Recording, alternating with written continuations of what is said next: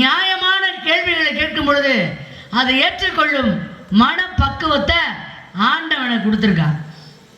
நீங்க கேட்ட கேள்வி நியாயமானது. குழந்தையே இல்லாம வரம் இருந்து தவம் இருந்து ஒரு குழந்தை பிறந்துச்சுன்னா அதை தவ புதல்வா தவத்தில் பிறந்த பிள்ளையாவே சொல்லுவோம்ல கிராமங்கள்ல.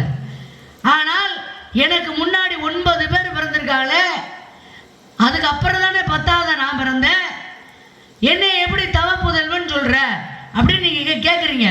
ஒரு விஷயம் தெரிஞ்சுங்க சாமி, குழந்தையே இல்லாம தவத்தில் பிறக்கிற பிள்ளை மட்டும் தவ புதல்வன் அல்ல.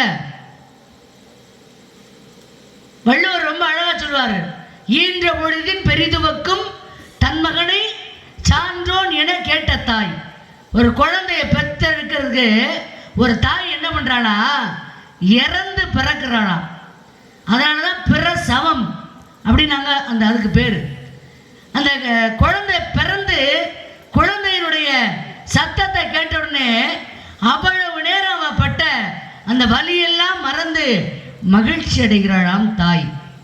அதை விட எப்ப மகிழ்ச்சி அடைகிறா தெரியுமா, இந்த மாதிரி அறிவாளிகள் முன்னிலையில இந்த பிள்ளையை பெறுவதற்கு இவருடைய தாய் என்ன தவம் செய்தாளோ அப்படின்னு சொல்லும் பொழுது அந்த புதல்வனுக்கும் பேர் என்ன, தவ புதல்வன் பேரு.